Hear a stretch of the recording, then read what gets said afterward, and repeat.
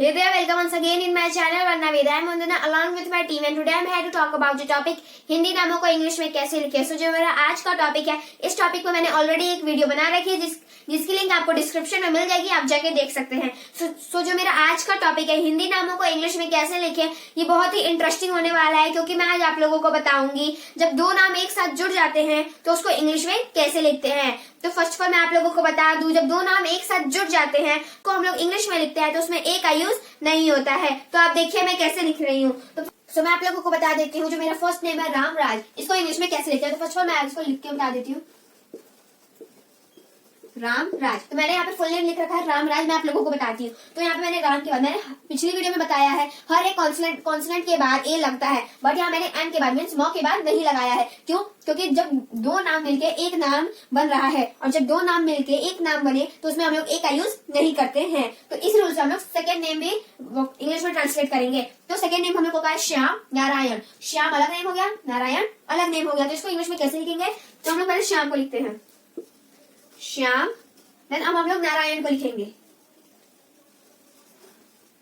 ये हो गया श्याम नारायण। तो इसमें भी मैंने मॉ के बाद श्याम, मॉ के बाद ए नहीं लगाया, मीन्स एम के बाद ए नहीं लगाया है। क्यों? क्योंकि जब दो नाम मिलके एक नाम बन रहा है, तो जब दो नाम मिलके एक नाम बने तो हम लोग ए का यूज नहीं करते हैं। तो इसी रूल से हम लोग सेकंड नेम भी, थर्ड नेम भी बनाएंगे। तो थर्ड नेम हम लोगों का राज, राजा राज, राजा राज। तो हम लोग राजा राज को इंग्लिश में कैसे लिखेंगे? तो सबसे पहले मैं आपको लिख के बता देती हूँ, राजा राज। तो ये हो गया हम लोगों का नेम राजा राज। तो अब मैंने यहाँ पे जो है यहाँ पे राजा, उसके बाद राज, तो यहाँ पे मैंने ए लगाया है क्योंकि लास्ट में अ की मात्रा थी इसीलिए, बट मैंने इसके बाद तो ए नहीं लगाया है। क्यों? क्योंकि जब मात्रा के बाद ए नहीं लगता है। नेक्स्ट क्योंकि यहाँ पे मैंने जॉ के बाद ए लगाया है क्योंकि यहाँ पे अ की मात्रा है। अगर यहाँ पे श्याम के बाद आ का डंडा होता तो यहाँ पे एम के बाद भी मैं ए लगाती तो हम लोग क्या बन जाता? श्यामा नारायण। बट यहाँ पे आ का डंडा नहीं है तो इसीलिए यहाँ पे हम लोग ए नहीं लगाएंगे। सो अब मैं आप लोगों को बताती हूँ। तो हम लोग देख लेते हैं ऐसे शब्दों को जिस शब्दों में र की मात्रा लगी रहती है, जैसे प्र, द्र, श्र, क्र, ग्र, ग्र और म्र। तो मैं आप लोगों को बता देती हूँ इन शब्दों को इंग्लिश में कैसे लिखते हैं। तो जैसे कि मैंने यहाँ पे लिखा है प्र, तो पहले मैंने प का लिखा है पी, देन जो र की मात्रा है उसका लिखा है आर, देन आर ए, ये हो गया हम लोगों का प्र। नेक्स्ट है द्र, तो द्र को हम लोगों ने कैसे लिखा है? द को हम लोगों ने लिखा है डी, देन जो र की मात्रा है उसका हम लोगों ने लिखा है आर ए, देन जो हम लोगों का श्र है उसको हम लोगों ने श को हम लोगों ने लिखा है एश, देन जो हम लोगों का र का मात्रा है उसको हम लोगों ने लिखा है आर ए। ऐसे ही हम लोगों ने क्र, द्र, ग्र और म्र का भी लिखा है। तो इससे पहले मैं आप लोगों को बता देती हूँ, अगर ये शब्द किसी नाम में आए तो हम लोग इसको इंग्लिश में कैसे लिखते हैं। तो मैं एक नेम लेती हूँ, ओम प्रकाश।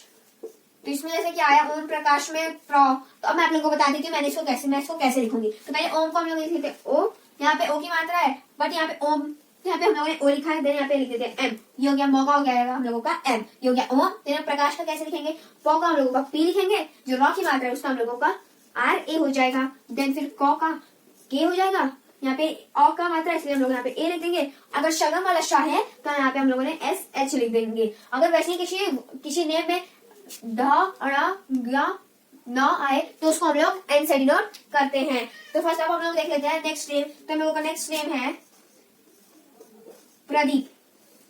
तो प्रदीप को कैसे लिखेंगे? तो फर्स्ट में ही हम लोगों का प्र मीन्स आर की मात्रा के साथ वर्ड आ गया है, मीन्स शब्द आ गया। तो हम लोग प का लिख लेते हैं पी, फिर आर का आर ए, देन अब हम लोग द है तो डी, यहाँ पे जो हम लोगों की बड़ी ई है तो हम लोग यहाँ पे डबल ई लगा देते हैं। अगर वही बड़ी ई लास्ट में लगी रहती तो हम लोग वहाँ पे आई लगाते। तो यहाँ पे डबल ई हो गया, प का हो जाएगा हम लोगों का पी, ये हो गया हम लोगों का प्रदीप। नेक्स्ट अब हम लोग नाम लिखते हैं उम्र।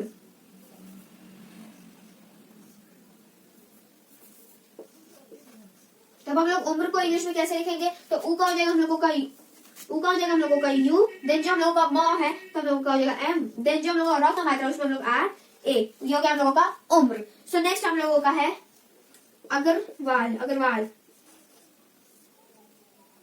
तो अग्रवाल को हम लोग इंग्लिश में कैसे लिखेंगे? तो अ का हो जाएगा हम लोगों का ए, नेक्स्ट है ग, तो ग का हो जाएगा हम लोगों का जी, उसके बाद र का मात्रा है यहाँ पे तो आर ए, उसके बाद वो है तो यहाँ पे हम लोग डब्ल्यू, फिर आ का मात्रा है तो ए, फिर यहाँ पे एल, ये हो गया हम लोगों का अग्रवाल। तो अब हम लोग देख लेते हैं कि अगर कोई वर्ड आधा हो, मीन्स कोई शब्द आधा क, आधा च, आधा ब, आधा प या आधा श, तो अगर वो किसी नाम में हो तो उसको इंग्लिश में कैसे लिखते हैं। तो मैं कोई एक नाम लिखती हूँ। तो यहाँ पे जो हम लोगों का सज्जन है वो दो बार है, तो यहाँ पे हम लोगों का जो शपेरा वाला सा है उसको हम लोग यहाँ पे एस लगा देते हैं। जो है आधा जो है तो पहले हम लोग सपेरा वाला श के बाद ए लगा देंगे, फिर आधा ज है तो उसमें हम लोग जे लिख देंगे, फिर दोबारा ज है तो हम लोग दोबारा जे लिख देंगे, उसके बाद ए लगा देंगे, उसके बाद एन लगा देंगे। तो ये हो गया हम लोगों का सज्जन। नेक्स्ट वर्ड है हम लोगों का सौम्या।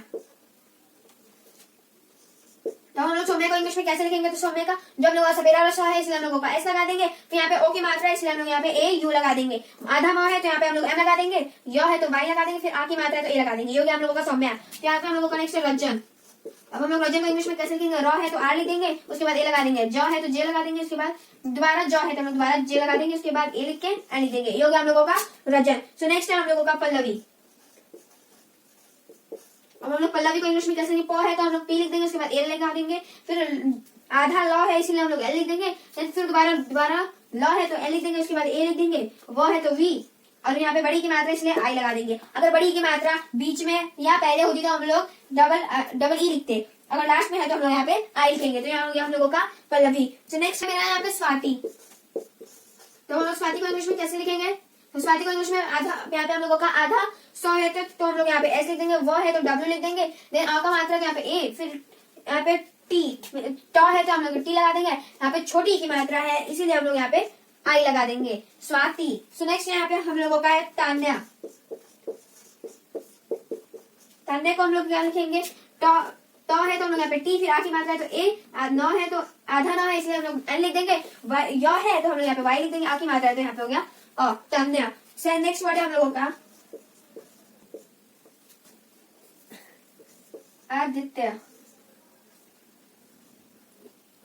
तो भाई यहाँ पे मेरा नेक्स्ट वर्ड है यहाँ पे आदित्य। तो हम लोग आदित्य को इंग्लिश में कैसे लिखेंगे? यहाँ पे बड़ा अ है इसलिए यहाँ पे हम लोग डबल ए लिख देंगे, द है तो यहाँ पे हम लोग डी लिख देंगे, उसके बाद यहाँ पे छोटी की मात्रा इसलिए यहाँ पे हम लोग आई लिख देंगे, तो यहाँ पे हम लोगों का आधा तो है तो यहाँ पे हम लोग टी लिख देंगे, वाई है तो यहाँ पे हम लोग वाई लिख देंगे, सॉरी य है तो इसलिए हम लोग यहाँ पे वाई लिख देंगे, उसके बाद ये लगा देंगे। ये क्या हम लोगों का आदित्य। मैंने जो यहाँ पे आदित्य लिखा है तो यहाँ पे य के बाद तो कोई मात्रा नहीं है, तभी भी मैंने यहाँ पे वाई के बाद ए लगाया है। क्यों लगाया? क्योंकि यहाँ पे जब हम लोग य प्रोनाउंस कर रहे हैं य तो उसमें ए का साउंड आ रहा है, इसलिए हम लोगों ने यहाँ पे एक ए लिखा है।